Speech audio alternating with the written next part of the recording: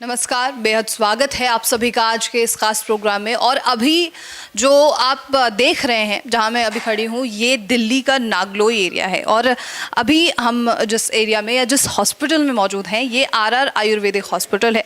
अक्सर आपने देखा होगा कि हम हरियाणा, अटेली मंडी, महेंद्रगढ़ पहुंचते हैं ऑन ग्राउंड, और ग्राउंड ज़ीरो की रिपोर्ट होती है हमारे पास। लेकिन आज यहाँ दिल्ली के नागलोई में हम हैं, और अक्सर संडेज़ को यहाँ पर ओपनिंग होती है, लेकिन आज जो है सिर्फ वेंसडे है।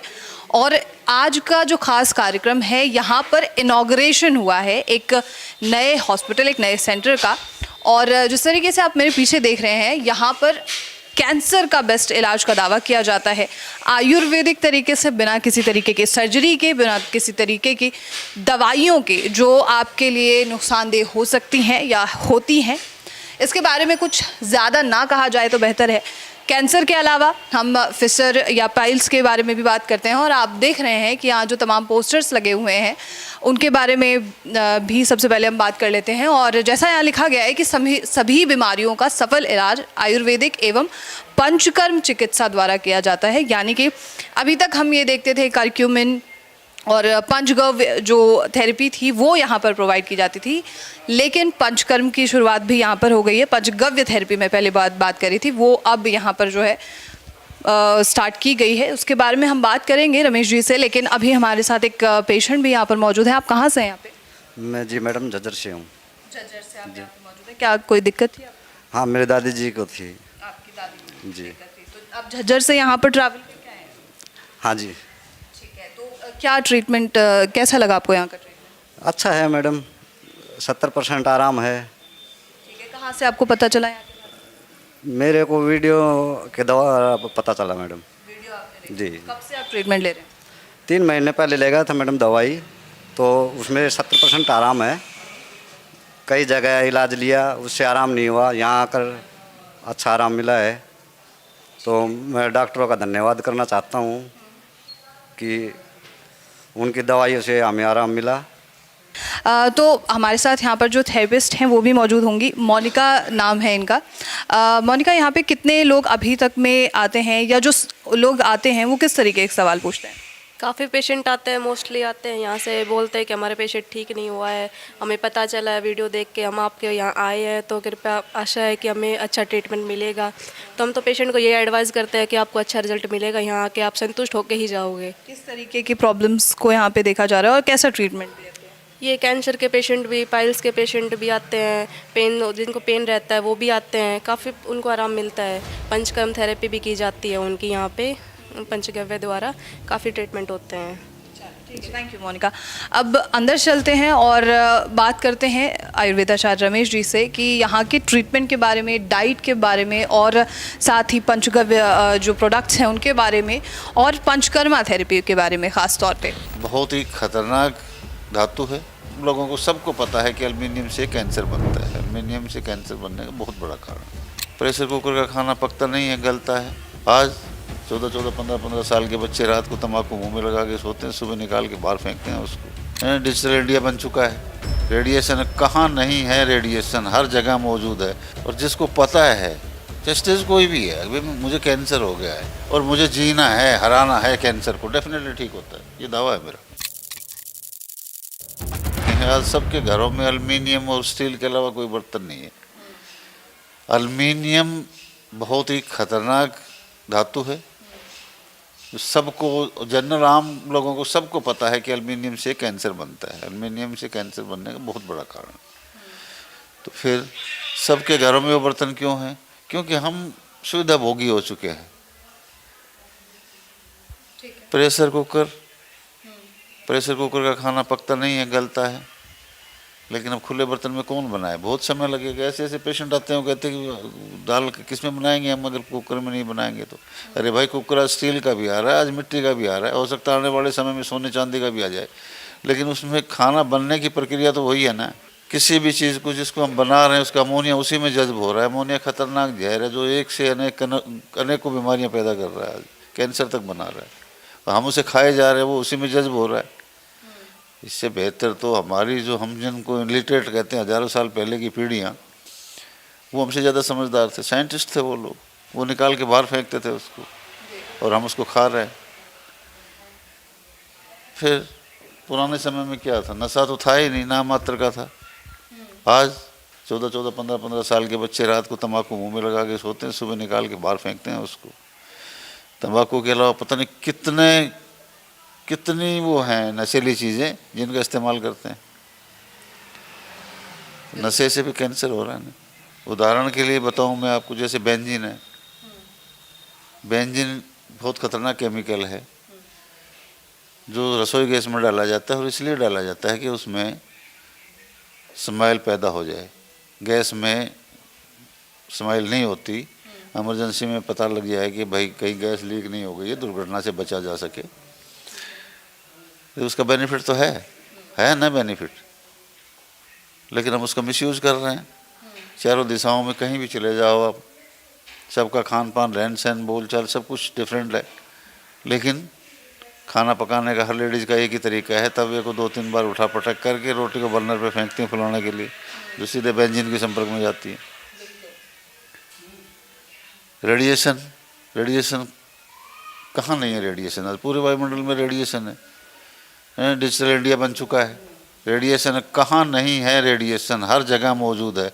सबसे खतरनाक ये फ़ोन हमारा 24 घंटे हम जेब में रखते हैं, रात को भी सिर के नीचे लगा के सोते हैं।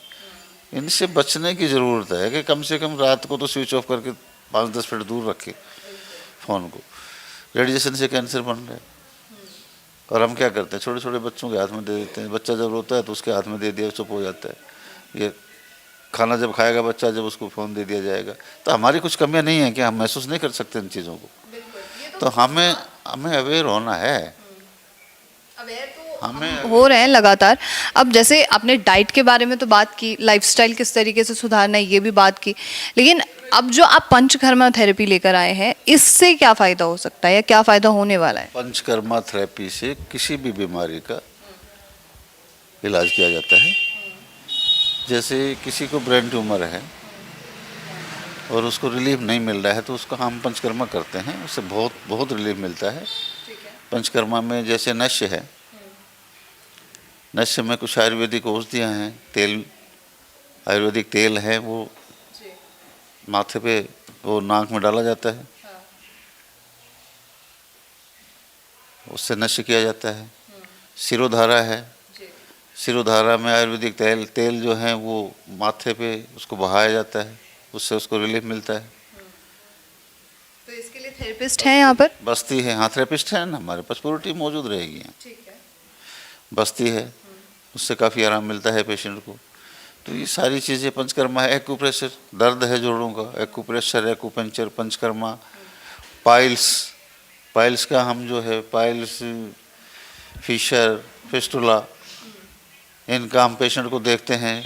जो पेशेंट हमारे पास आते हैं उनको हम देखते हैं, देखने के बाद में ये देखा जाता है कि भाई ये मेडिसिन से ठीक होने वाला पेशेंट है, तो उसको दवाई प्रोवाइड करवाई जाती है, या फिर हम क्षार सूत्र से उसकी सर्जरी करते हैं, पेशेंट ठीक हो जाते हैं।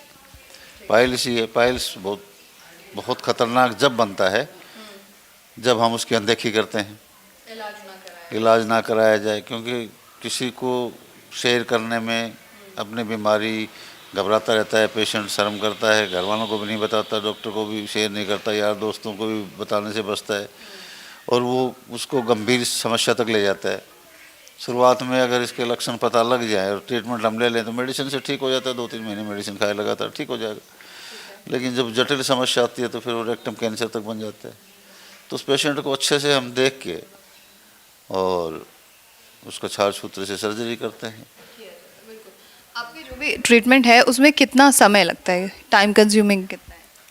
देखो, रही कैंसर की बात, तो इसमें कम से कम नॉर्मल में भी 4 से 6 महीने लग जाते हैं पेशेंट को। पेशेंट की विल पावर पर डिपेंड करता है उसके बाद में पेशेंट की रिकवरी कैसे हो रही है और स्पीड क्या थी बीमारी के बढ़ने की। बहुत सारी चीज़ें हैं, खान पान कैसा रहा, उनको किसी चीज़ की अनदेखी तो नहीं की, उन पर डिपेंड करता है, इन सभी चीज़ों पे। एक बात और बता दूं साथ साथ कि चाहे वो कैंसर का है चाहे कोई और पेशेंट है, 2-3 प्रकार के पेशेंट होते हैं।